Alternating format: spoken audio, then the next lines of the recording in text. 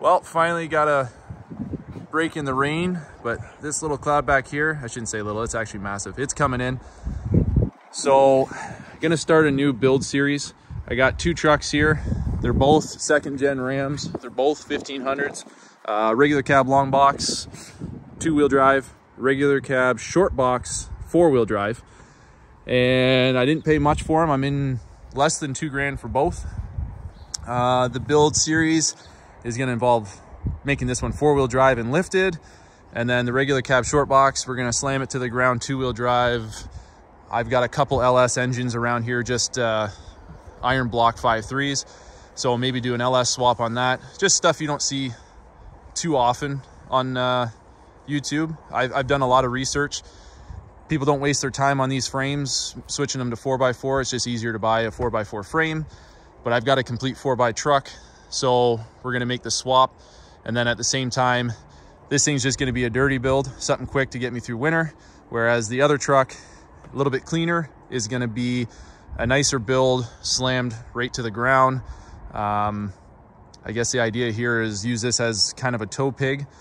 So what we're gonna do today is something, again, I haven't really found on YouTube, but we're gonna swap the suspension to the 2500 suspension. I've got the 2500 2.5 inch rear leaf packs, and then I've got the 2500 front springs. That's supposed to give this thing about 3 inches of lift. The front springs are from the 2-wheel drive version, which this is.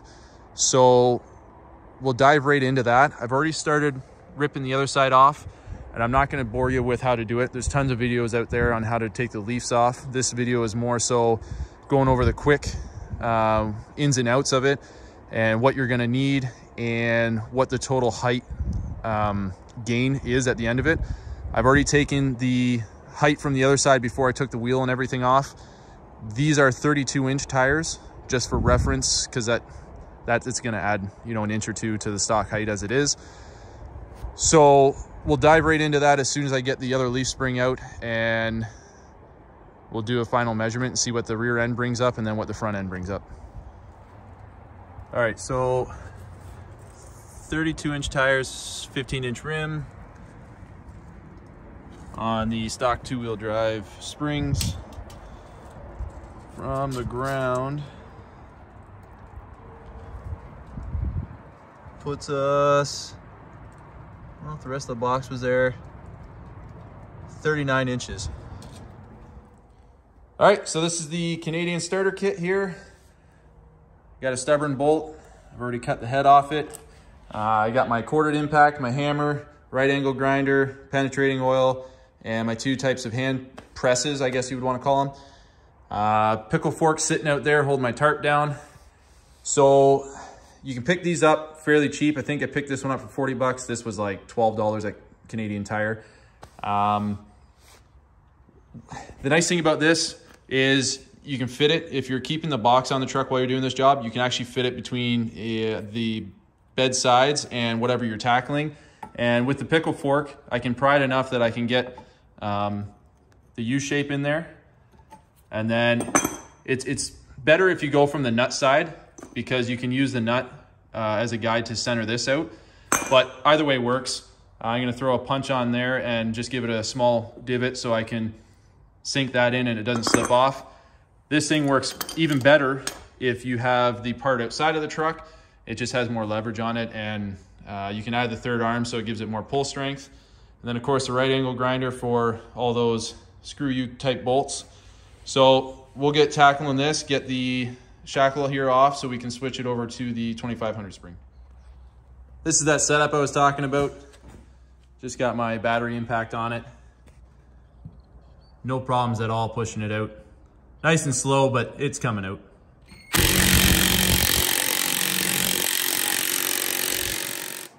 All right, so the 2500 springs are ready to go in. Save yourself some trouble here. I've got a mix of parts. So off the 4x4 truck, which is a 90, I think it's a 96, I've noticed that the bolts are 9/16. But this truck, which is a 98 2-wheel drive, seem to have 1/2-inch bolts. So I thought it was bushing problems, like maybe there was rust or something preventing the 9/16 from fitting through, but I've gone through, cleaned all the bushings, measured with a micrometer, and these are 1/2 inch. So what I'm able to do here is, this is the 4x4 shackle. So I'm gonna drop the 9/16, which fits through the bottom and through the 2-wheel drive truck. And I'm using 1/2 inch on the mount, front and rear.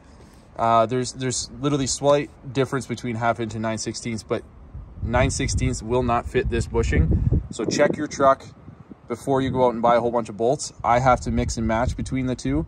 But as you're doing this, do everybody a favor. Fresh bolts, make sure you put a little bit of grease, or you can use the copper anti-seize on there, just so you're not gonna have this problem in the future, or you know, the next guy down the road. Just do everybody a favor. If you're gonna do something, do it right. Throw a little bit of paint just to keep, you know, rust away again. This is a paint with primer mix. I let it sit for a couple hours. So I'm gonna throw this in and hopefully everything goes better from here. Let's add to the list of things you gotta make sure you have. These are off the 4-wheel drive truck. These are off the 2-wheel drive. And as you can see, they are different. The 4-wheel drive, now this one, these are a little bit longer on the 4-wheel drive because there is also, I believe it's 1.5 inch, maybe 2-inch block. But they're also narrower because of the way they mount. This actually went around the leaf springs and then into a, I guess like a like a U-bolt mount on the bottom of the axle. Whereas this went front and rear of the axle and then had a plate that went across the top. I'll show you what I mean here. All right, so don't mind these. This is the 2-wheel drive stuff. Let's move it out of the way. This is the 4-wheel drive plate. And on the 2-wheel drive, the U-bolts went up and then had these pieces going across the top of the leaf springs. On the 4-wheel drive that I'm taking apart here, this goes on the bottom, right under, and then your U-bolts come from the top and then down through into here. And then this is a factory block that came on the 4-wheel drive truck. They are marked right and left, but I have not found the reasoning to why. This tongue or groove will face in on the axle. I just got to slide it in between the springs and the actual axle itself, but I have to get the truck a little bit higher, so we'll get doing that now. Quick side note, don't be that guy. This is the 4-wheel drive U-bolt. They look like this. I went ahead and cleaned it up, and as you can notice, there is some, I'm gonna call it some weak spot from all the corrosion in the threading. So hopefully if you watch this video, you kind of get the gist of it. Order these ahead of time, especially if you're dealing with a lot of rust. I am going to throw these on only to move the truck. I am not going to keep them on. I'm going to order new ones today, but I need to do the other side, so I need to clamp these down. So we'll use them temporarily. All right, in the spirit of trying to keep this as short as possible, this is how the heavy duty setup should look. And then on the other side, you got the 2-wheel drive setup. Just kind of a cheap way of doing it, I think. But I got a lot of extra leaves on the 2.5 2500 springs. These are still not as heavy duty as the 3-inch springs, and you can look up the spring rating. I'm not 100% sure on it, but I know these weren't quite as heavy duty. What we'll do is, I'm not gonna really rebuild this rear end. It's an open rear end, and I want to put the 4x4 rear end out of the parts truck in here because it's a locker or posi rear end. And then what I'm going to do is rebuild this rear end for the 2-wheel drive truck that we're going to build, and I'll end up just putting a spool or something in it or welding it. It's not going to be anything fancy, but we'll get this truck back up in the air and we'll take a second measurement to see how much height difference we got. All right guys, quick update. Starting to get dark, so I'll be quick with this. 43.5 inches is what we came up to. Okay, we're gonna try to wrap this up real quick. I'm starting to lose a bit of daylight here, so I got everything done. As you can see, it's raked pretty hard.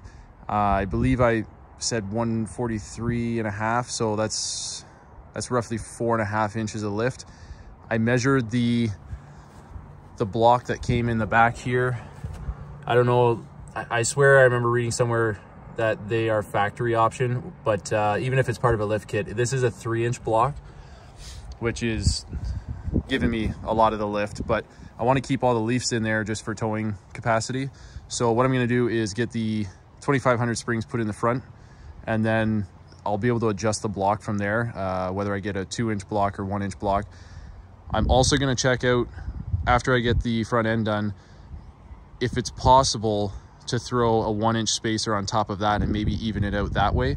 I've read mixed things about losing like some of your steering geometry and stuff, or losing the ability to adjust it properly from there. So what I'll do is I'll get it in, I'll see how far everything's maxed out, and then we'll be able to see what the rake difference is. So be sure to tune in for part 2, and I'll keep you guys updated.